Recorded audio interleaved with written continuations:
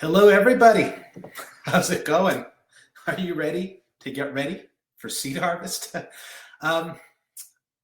See, some people are already there, so it's nice to see you all. I'm going to write hello, everyone, in the chat, and you may follow suit if you wish. So today we're going to be talking about seed harvest. I'm Dan Briesbla. I guess I should do the introduction slides first, and then I'll talk about what we're doing today. I'm Dan Briesbla. I'm a seed grower. I'm part of Turnasol Cooperative Farm, where that's me on the far left of this group. On our farm, Turnasol Farm, we're about 20 people, 7 members of the co-op, and then we have about 12, 13 other employees too who work with us. Some hopefully are future co-op members. Some will be going on to running their own farms and other things in life. But this is the team that I farm with. And we're situated in Les Cèdres in Quebec, so in Canada, just west of Montreal, about 45 minutes west of Montreal. And we farm we farm on 12, well, we have, I get different ways to look at it, but we have 12 tillable acres on which we grow 1 acre of seed, and we grow 6 or 7 acres of vegetables, and then the rest is cover crops and rotation. So I wear a lot of different hats, or our farm has a lot of different hats. We're vegetable growers, and we do 500 weekly CSA baskets. But we also are seed growers and have a retail seed company. And I guess it's that hat that I'm here specifically for. So today's workshop is called Get Ready for Seed Harvest. Now, I give a monthly workshop on different topics. Sometimes it's spreadsheet, sometimes it's harvest. And I've been doing a lot on seeds because seeds are one of the things that I love to talk about. And so just to be clear about what we're talking about today. So what we're talking about today is we're going to talk about, I guess a couple months ago we talked about planning your summer, and I'll put it in the email tomorrow. But I posted on YouTube the last video in case you have missed it about planning your seed crops for the growing season. So easy seed crops if you're a beginner, and some things you can think about. And what we're talking about specifically today is now that seed harvest, or you have crops that you might save seed from, whether you've decided to or not yet is, I guess, a separate question. But if you're going to be saving seed, getting ready so that you're ready to save seed, because often come August, things, at least where we are, August is where things really get busy. And if you're a market gardener and you haven't saved seed before or haven't planned on saving seed, come August, probably saving seed will be the thing that you're going to drop from all your lists. And so that's why I want you to think a little bit about it before the busy part of the season comes, so that when the busy part of the season comes, it's easy to add that into your operation. So what I'm going to talk about today, is I'm going to start talking about the concept of stock seed versus other seed. Now stock seed is the seed that you're going to be using to grow your seed in subsequent years.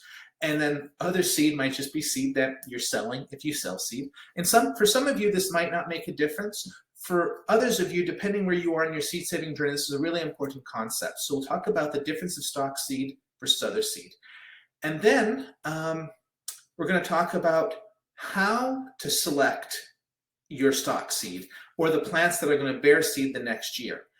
And we'll look specifically at 5 things that you might want to select in your parent plants. And so there's a lot of things you can select for, but I want to show you that you can be selecting regularly about all kinds of things. And this is going to have an impact on the future of your crop. So the choices that you make now are going to influence the genetics in the future. What contributes genetics to the next population. And so this is how you improve your varieties. Then we'll talk about the number of seed plants you need to save from one variety. And we'll wrap up by talking about some of the seed tools you need. Now, I have kind of slanted this a little bit on the beginner side for some of these things, but there's definitely, especially the concept of stock seed, there's definitely some more advanced stuff in there. And so you take what you need and what's going to get you to the next step. And so my goal is for you to find a way to just make seed saving easier on your farm. And if you've never saved seed, I'd love for you to save one seed, well, not one seed, but one variety this season.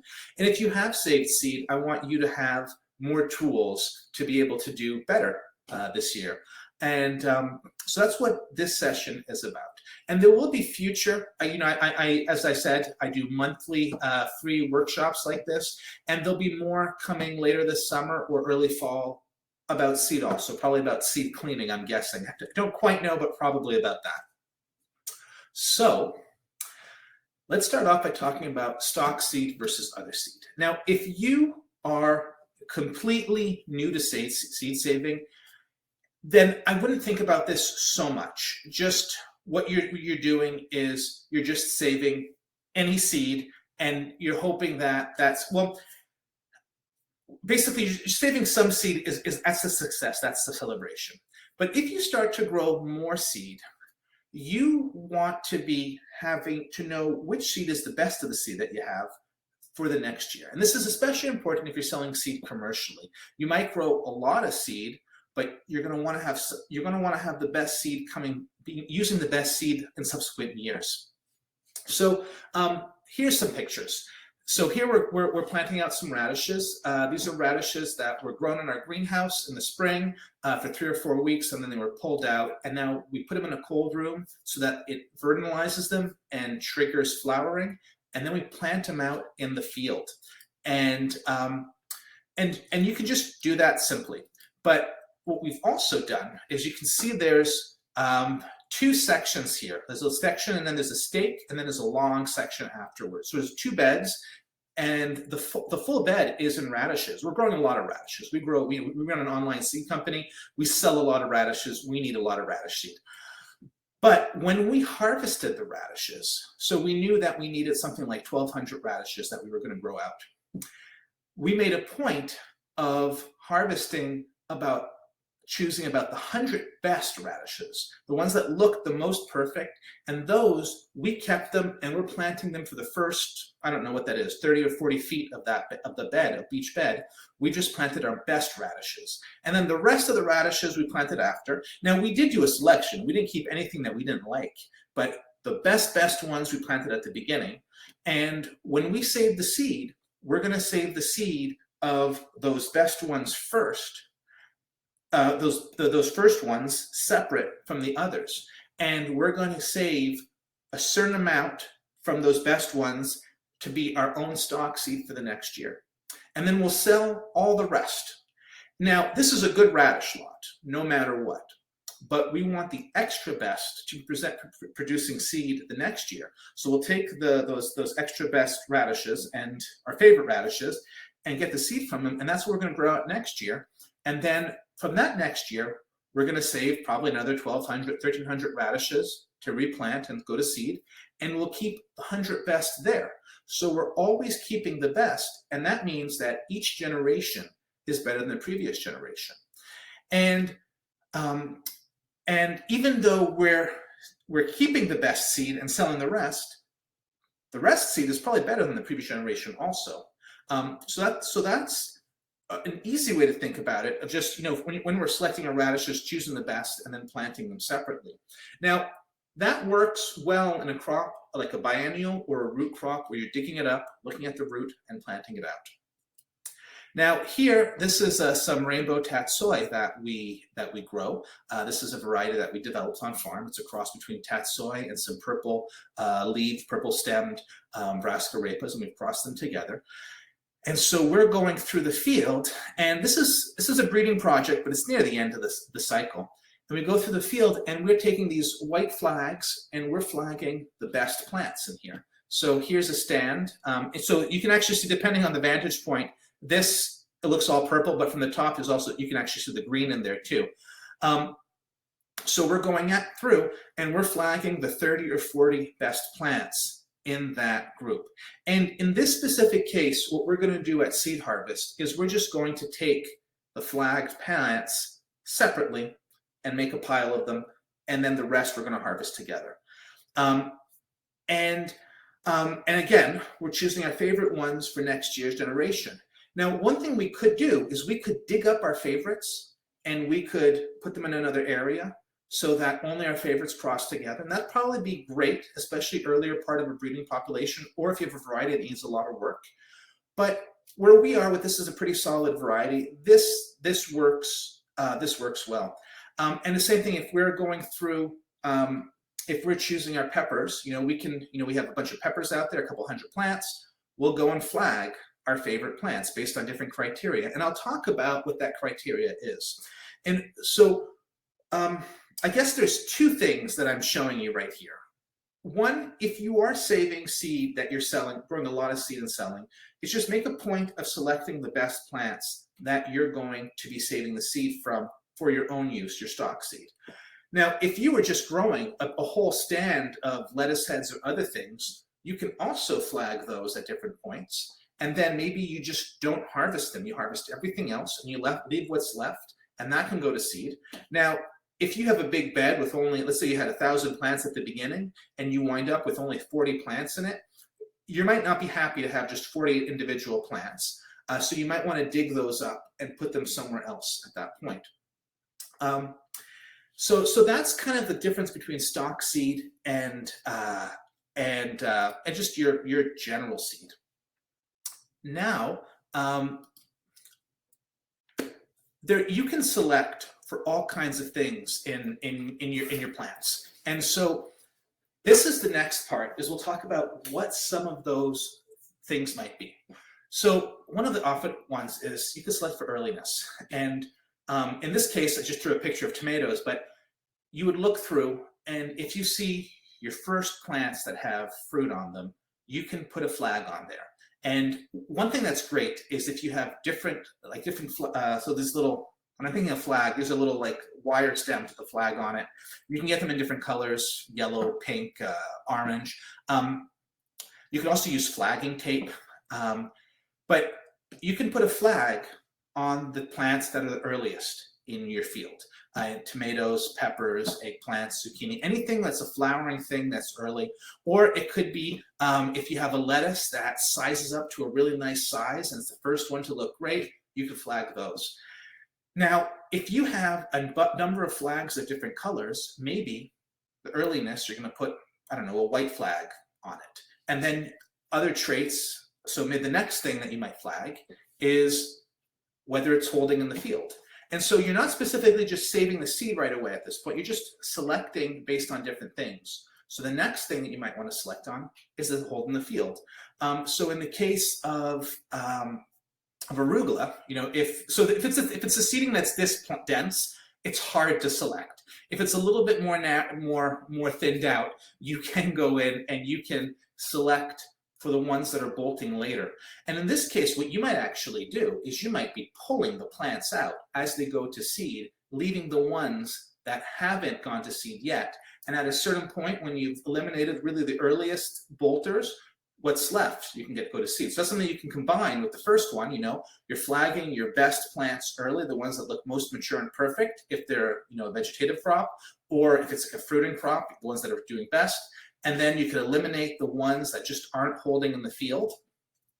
Now, another thing you can select for is disease resistance.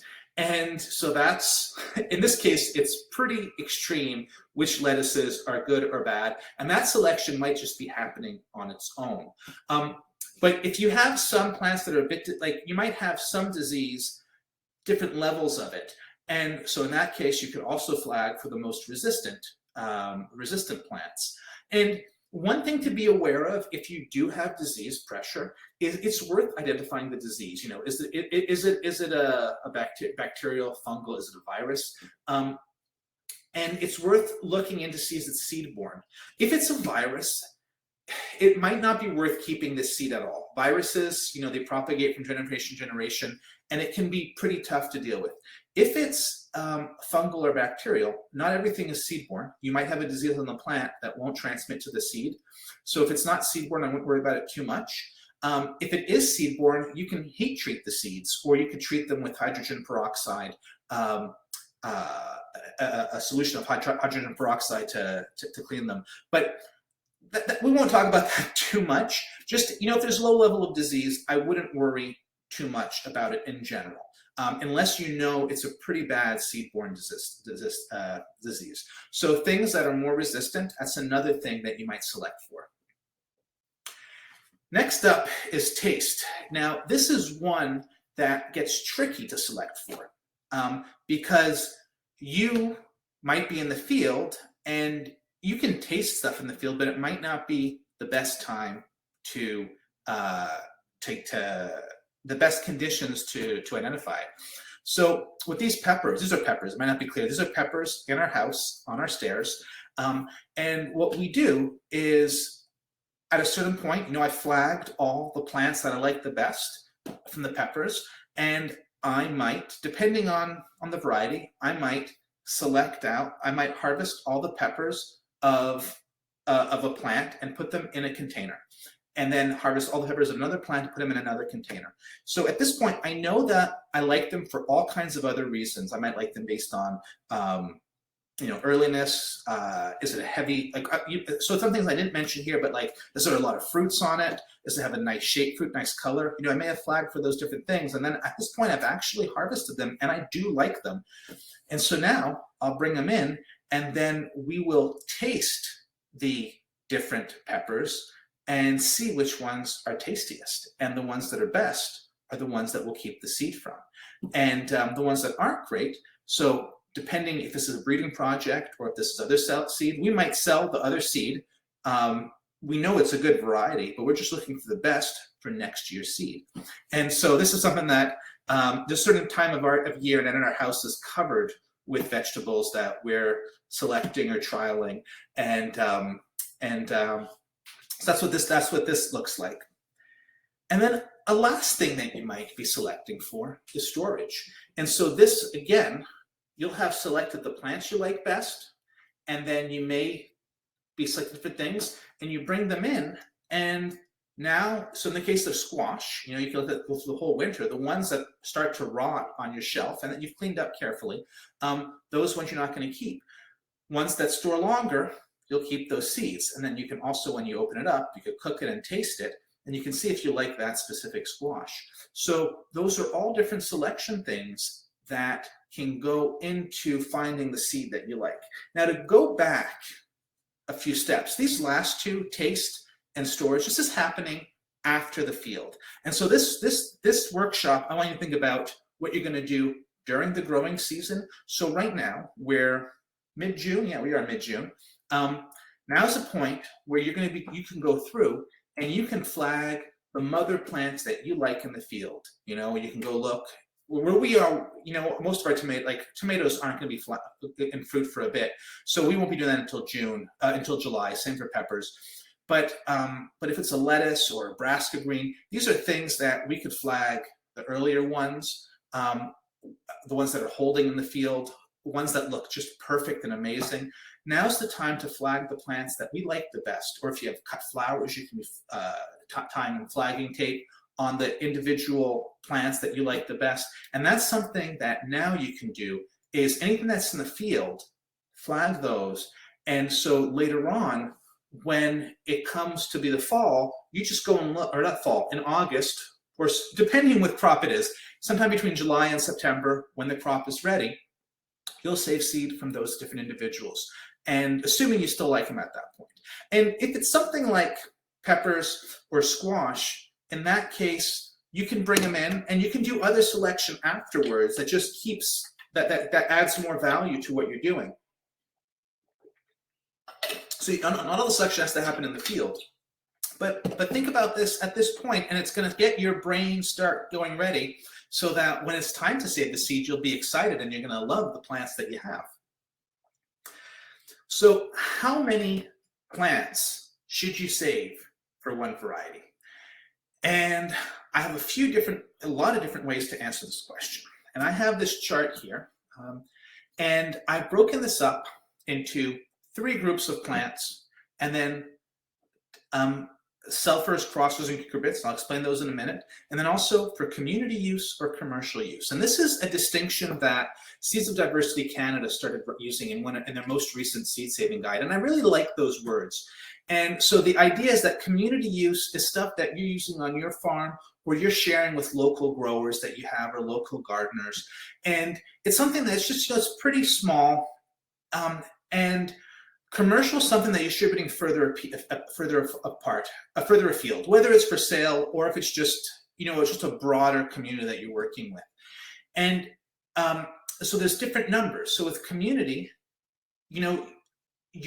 so I guess a step back, an important part is plants can suffer from inbreeding depression, just like animals. So if you have two individuals that are too closely related that cross together, that reproduce, you can have different problems that develop over time.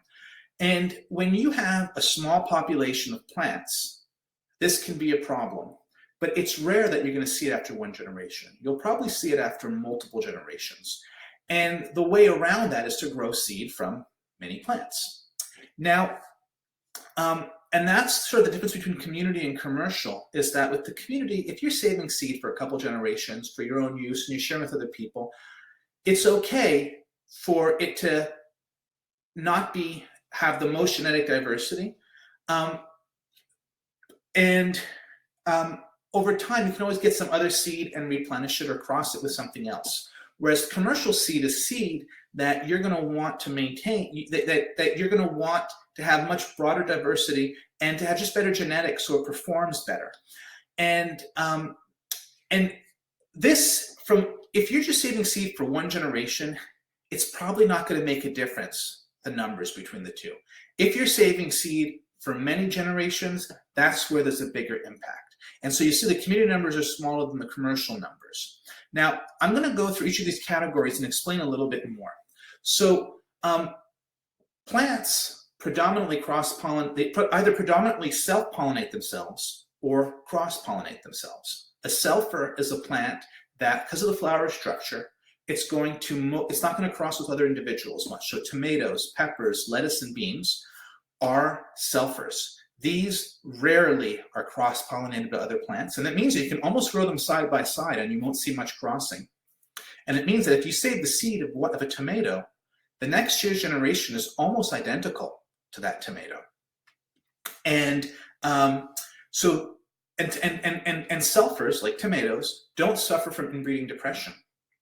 So for community seed purposes, saving fruit from 6 fruits is going to give you a little bit of diversity. That's probably going to be fine. And in fact, you could probably save seed from 1 fruit. And as long as you've chosen it well, you should be able to replicate it year after year without a problem. Now, so for selfers, you can go on fairly small numbers without much problem. And if you were to go to 20 or even 30 plants, that's going to get a nice breadth, a genetic breadth, and that's going to be fine to make sure you're not losing traits over generations. You can definitely save plants for more, but 20 to 30 plants is a good genetic population for selfers. However, you can go for those small numbers and you probably won't see a problem. So especially if this is the first year that you're saving seed, if you want to save seed from a tomato, you save seed from 1 plant, and the next year you grow it out, you're probably not going to see a problem. And you might be able to do that year after year, and it'll probably be fine. Crossers are a little different.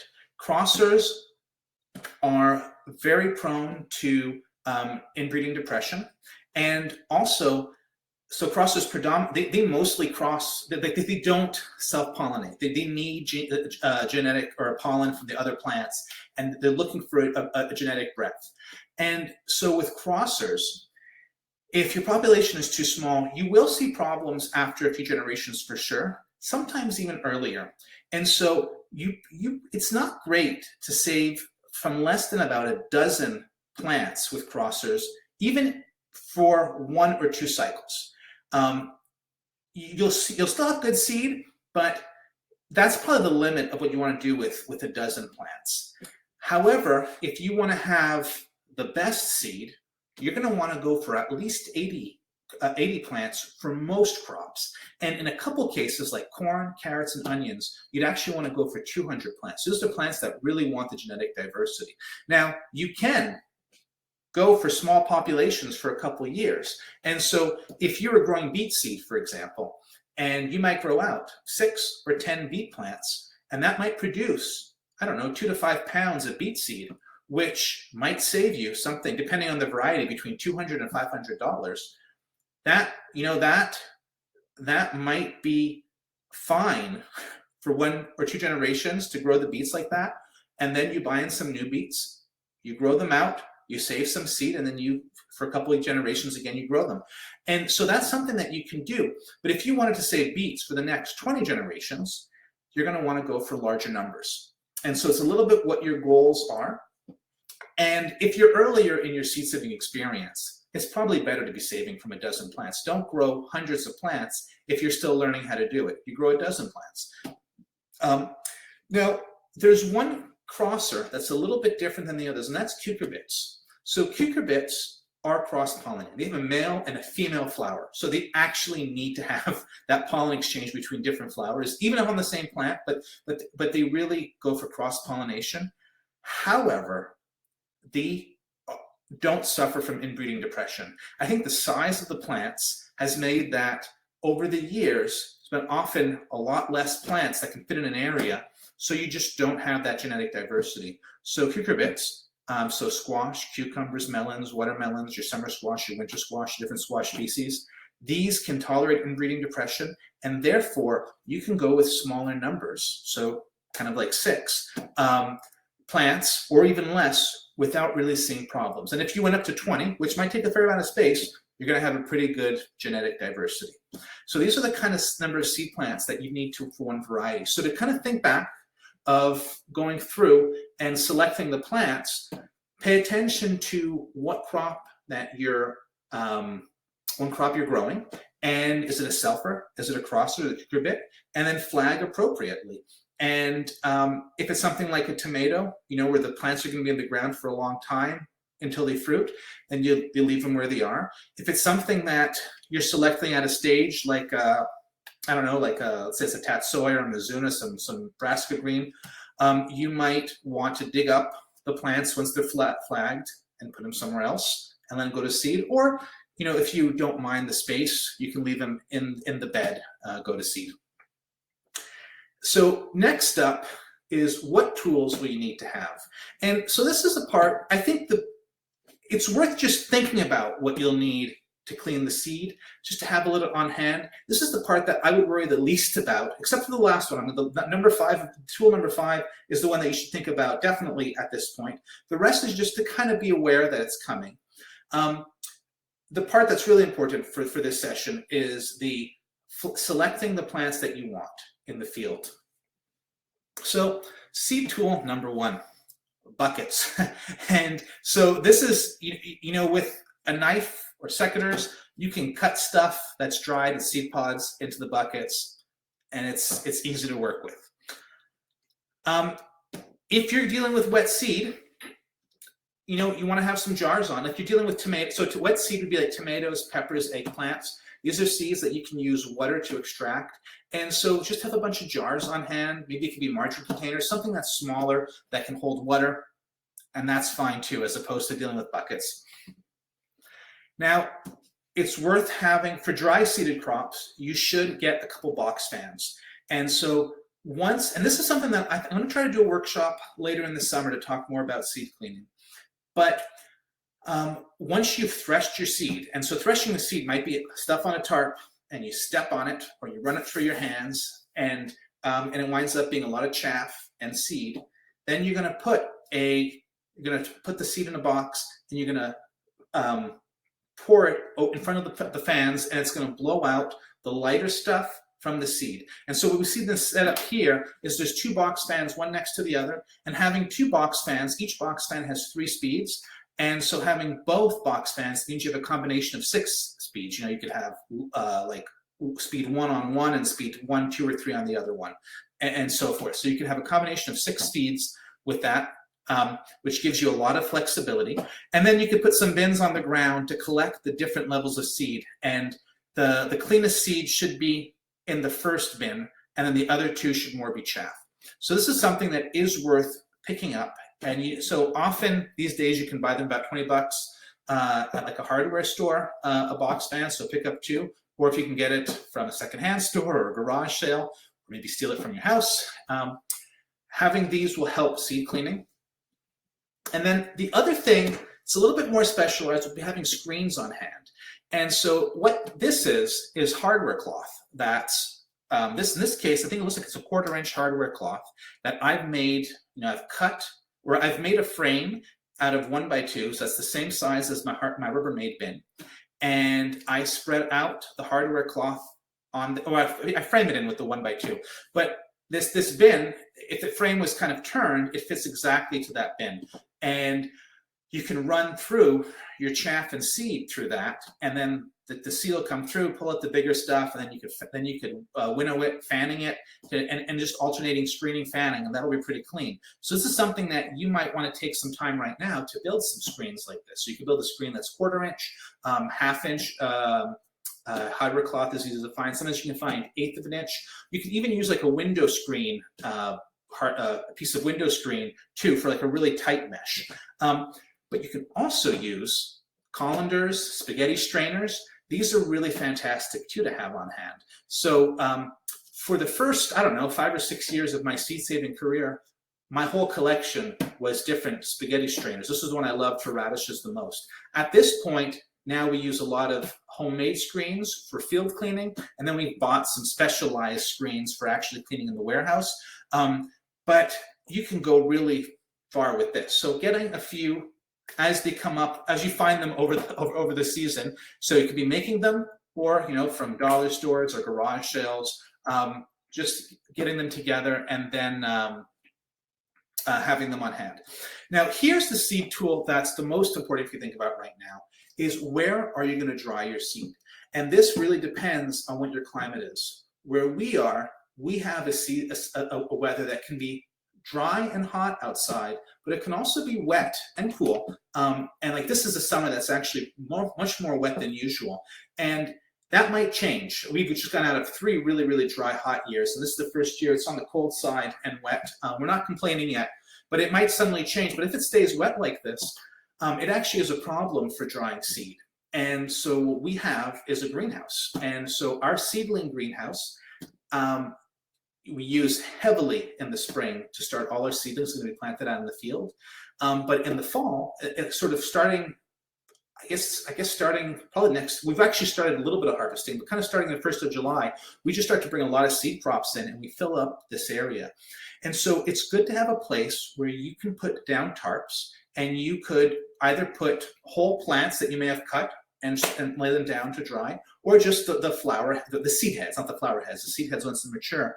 And so if you have a place like this, you can harvest things that are, if like 2/3 of the plant has mature seed and you're waiting for the last third, you can bring that in and you can spread it out, and they call it after ripening as it just continues maturing. So this is the thing that you want to think about right now, is finding somewhere dry that you're going to be able to bring your seed. Now, in some of the climates, this could be outdoors. And I know some of you grow in really dry places that it doesn't rain, and you could just have them outdoors, and maybe it's more shade is what you're looking for because you don't want it to be so hot that it makes the seed go dormant. So what's next? We talked about a few different things. And so your homework after this is to start off, I guess things are going to get busy in August. Or at a specific point, things are going to get busy on your farm. And you're going to have 1,000 reasons not to harvest seed. So what you want to do now is you want to think about a couple things to make it so that harvest is easier. And the first thing, and we didn't talk about this tons, we talked about this more in the previous workshop, is you want to first choose 1 or 2 crops that you want to save seed from. You want to just think about it. And so if you're new completely to seed saving, then that might just be tomatoes. That's a really easy one to save seed from. Peppers are an easy way to save seed from. You just think about a couple crops. And then you're going to go on field walks. You probably do a field walk anyway every week to see how crops are doing, to see what's ready to harvest. During that field walk, take some flagging tape or flags, and when you see individuals that you love, and it could be because they're early, because they're disease resistant, it could be for any reasons, you can flag those individuals that you love, and you'll know. So you tell your team, that flag means that that's a seed crop, and or it's a seed parent, and then you'll know what to save later on. So you kind of do that thinking right now, and then so you're deciding what you're going to draw, what you're going to. Oh yeah, sorry, I didn't. So what you also think about where you want to dry that seed, where you want to store the seed that's going to dry down. Think about that at this point also, and have a specific place. So as the season starts happening, you make all your decisions right now, and as the season starts happening, and as that seed becomes mature, you can harvest it and bring it to that area. And really the part in August or July, if that's the case, or September, is not necessarily the cleaning, but the harvesting and putting it somewhere that you can ignore until later on. Now you might have to worry about mice, rats, other rodents, birds. I'll let you take care of that. You can cover them with screen or something. Maybe you have a cat. But harvesting so what you want to do at this point is you want to choose the plants that you're going to be saving seed from later on. And then come August, you can harvest those plants, put them in that area. And having it done that way, it doesn't have to be a crazy task that's going to drive you to distraction. And you can just have that one thing on your list, pull those a couple tomatoes from those flag plants, and you put them somewhere. And tomatoes you have to harvest, you have to clean a little bit quicker. Or it could be pull the lettuce plants because they're dry now and put them in the greenhouse. So that's basically what your homework is now, is go out, choose a couple crops, flag some crops, and decide where you're going to put them later on. Carrie, you asked, where do you buy your flags? And I've been looking for them online. Is there a particular name they call them? What do they call them? So where we are, and I'm not sure where you're based, but where we are, we buy them from Uline. And I'm just actually looking right quickly. What do they call them? They call them stake flags. So we get them from Uline. But if you have an ag co-op, they're probably going to be there. Sometimes hardware cloths will have them. Someplace like Uline, what I like is that there's a bunch of different colors. A lot of hardware stores or ag co-ops, they might just have like a yellow or a pink one.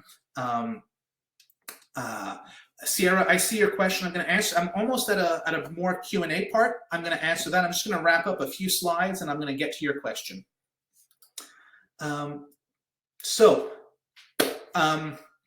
Today I did not. I was hoping to put a couple of spreadsheets together for this. I didn't actually get to it today, but I do wear another hat, which is the Farmer Spreadsheet Academy, and I do a lot of work with crop planning. I do have an online course called Farm Spreadsheets for All Seasons. It's not currently open, but it's open a few times in the season where I have spreadsheets that help with crop planning.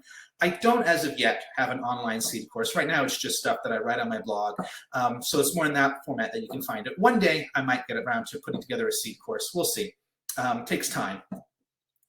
Now, I do a monthly online workshop. Next month's online workshop is actually called Build a Better Crop Plan. And normally I give this workshop in the winter, but I decided to give it this in the summer to see. I know some of you are in different cycles. I know some of you might be in a southern hemisphere, and I've also learned that some of you who grow in really hot climates, more like Texas or the South, sometimes the summer is a kind of a reset period where you start thinking about the fall. So I decided I'm going to do a little crop planning workshop in the summer. And with that, I'm going to share some basic spreadsheets that I think are great for crop planning, a crop planning framework that you can use. At the same point, I'm thinking about opening up my spreadsheet course again for the summer, so there's a more extensive crop planning spreadsheets if you're interested. But the Build a Better Crop Planning is going to set you up for some basic crop planning stuff one way or the other. So that's the topic for next month. And in August, I'm thinking of doing seed cleaning. I'm not promising that, but it'll probably be seed cleaning. And last but not least, I also have the Seed Brewers Podcast. This is a podcast that I'm on episode 7 right now that came out yesterday. This is season 1 of the Seed Brewers Podcast. It's going to be 10 episodes. If you love hearing about growing seed, I've been interviewing different seed growers, and I'm trying to interview people at different scales, some who are integrated in market gardens, some have been farming and saving seed a long time, some a little bit more recently. And each interview has half of it. We talk just kind of in general how the growers come to be a seed grower, about their farm.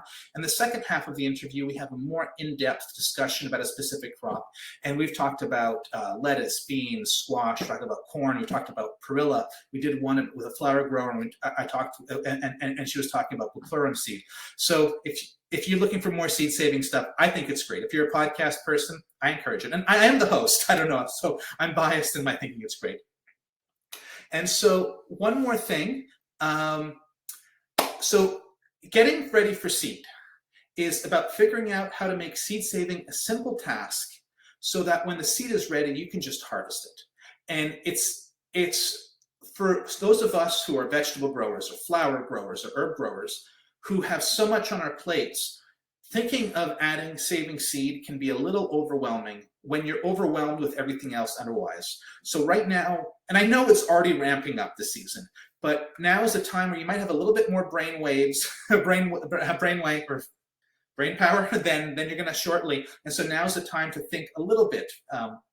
And so I'm going to jump into some Q&A, but I'll say thank you so much for listening, and I'm going to answer the questions that you have. So let me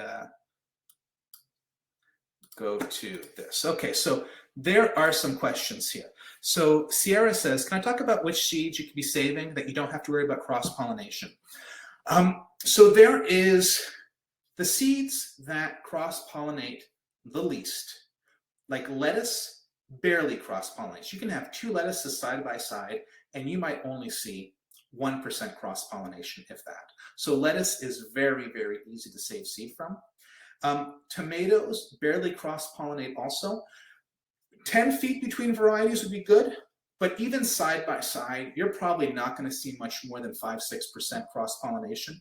And the thing about cross-pollination is, like, so if you have a variety that you've been saving for years, or that you got from your grandmother, or it's really important for some reason, you don't want cross-pollination because you want to maintain that variety. That's important. Or if you're selling seed, it's important to maintain it true to type. But if it's seed that you're basically using on your farm, a little cross-pollination is not going to kill you, and it's not going to kill the seed. So if you save seed from 2 tomatoes side by side, and you grow it out, and you grow 100 tomatoes, and you realize that 2 or 3 tomatoes have cross-pollinated, they're still going to be edible. And you can still sell them. You can still distribute them. If you hate those tomatoes, don't save seed from them. Just save seed from the ones that haven't crossed. If you love those tomatoes, you can save that seed. And what you'll see is the next generation, there's a lot of diversity comes out of it, but you basically will begin a breeding project to something that's new. But I wouldn't worry too much about cross-pollination with lettuce, tomatoes, or beans. Peas, if you're growing peas of similar species, so if you're growing a couple sugar snaps and they're side by side, I wouldn't worry about cross-pollination. If you're growing a shelling pea beside a snow pea or a sugar snap, in that case, I'd probably want to grow them about 50 feet apart to avoid crossing, because that's, if you're doing a lot of sugar snaps, it's irritating when you wind up with some that have hard shells on them. Peppers, you can grow them side by side. You'll see a little bit more crossing than the crops I've mentioned. And sweet peppers can cross with hot peppers. And so definitely grow your sweets and your hots at least 100 to 200 feet apart if you're going to be saving those seeds. And so I don't mind if a couple sweets will cross-pollinate, and I don't mind if the hot peppers will cross-pollinate. And again, you'll likely only see 5, maybe 10%, but probably more like 5% of crossing if they're growing, plants are growing pretty close to each other. So that's for those crops that you don't, and I think eggplants is about comparable to peppers. So those are the selfers that are very, very easy to save seed from. Now, if you're saving seed from cucurbits, so squashes, cucumbers, those require a couple thousand feet between plants to avoid cross-pollination. Some people will close the male flowers and the female flowers the day before they're going to open, and then they do some manual pollination. If you have the patience for that, you can find stuff like that online. I'm not a big fan of it. I like the things to be as easy as possible, so I'm not that interested in that. And I think if you're already a market gardener, you probably won't be either. So those are crops that are a bit tougher.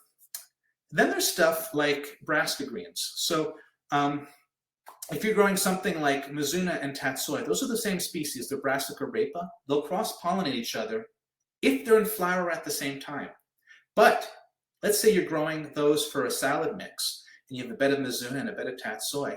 If the Mizuna goes to flower, but the Tatsoi doesn't go to flower, you don't have to worry about them crossing. And so that's something to think about. It's the thing has to be in flower for it to cross-pollinate. And so I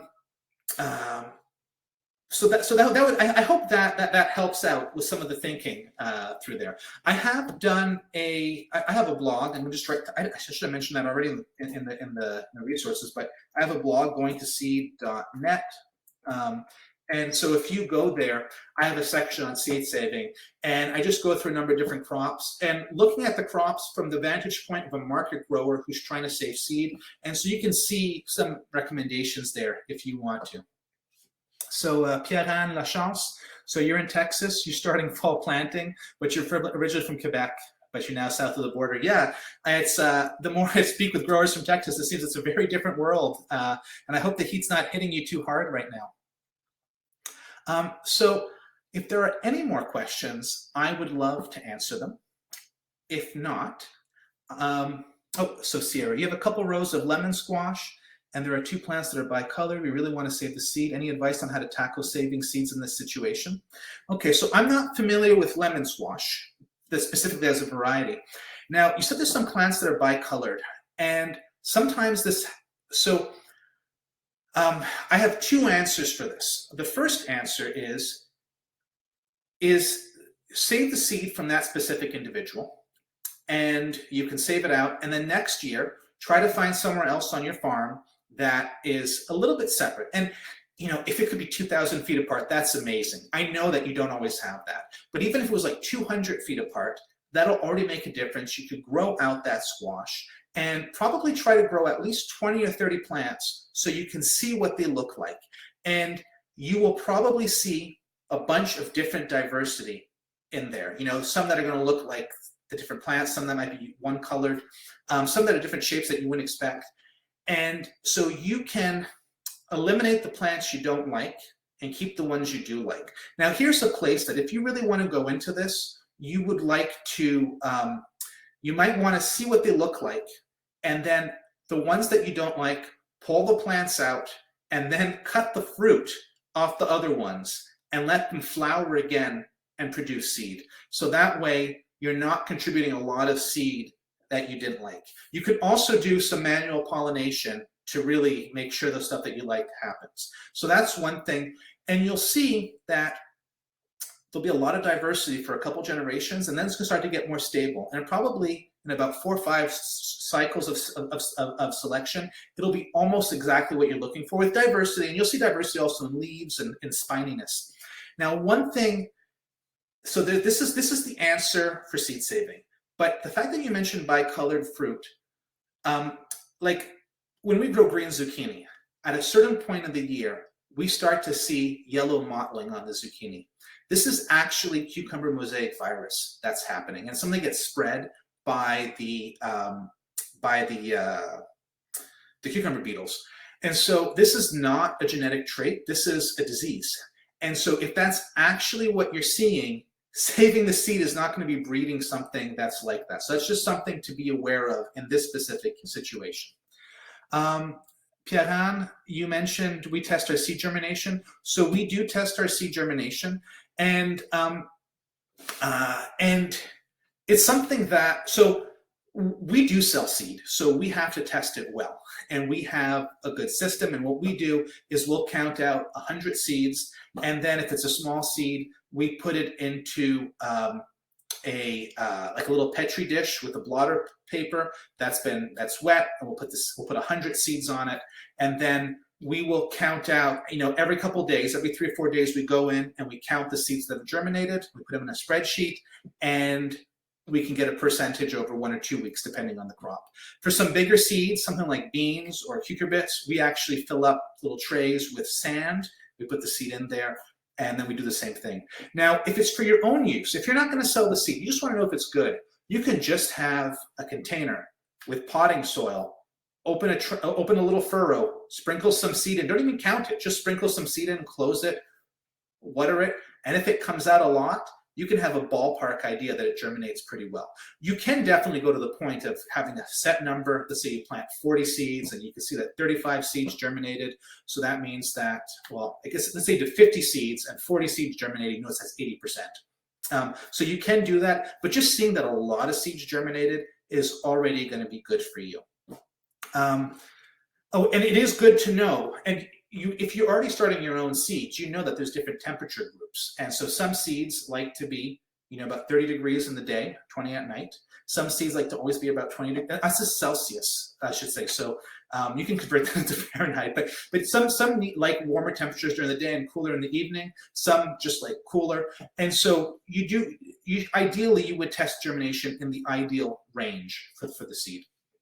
He also has a question. I discussed flagging the plants, but you can also flag the actual fruit too. You can flag the fruit, but what's important to know is that all the fruit on the same plant have the same genetics. Now they may be cross-pollinated, but like the appearance that you see, if you see one nice fruit on a plant, then that whole plant has the potential to grow that nice fruit. So when I talked about numbers and I said you should save like at least 6 of a variety or 20 or 80, that's not fruit, that's actual full plants. So if you wanted to get 80 plants, that would mean 1 fruit from 80 plants that you'd be saving. And so that's an important distinction. But you can flag the fruits. Something that's nice with some of the harder fruits like melons or squash is you can even write on them with a Sharpie or some kind of other marker and you can see what's there. Okay. Any questions else? I think that goes through the basic question, or not the basic question, the questions you've asked. So on that note, if there are no more questions, I will say thank you for spending this afternoon with me. I really wish you some great seed saving success. Please email me if you've never saved seed and then you go and save seed this summer. Email me about it. I really want to hear about it, and I'm looking forward to seeing what you do with this information. And I wish you a fantastic next month. And for those of you who might be going through some pretty big heat waves right now, I wish you also some, just some good health. Take care of yourselves. And so take care, all of you, and see you in a month, or maybe in an email before then. But take care.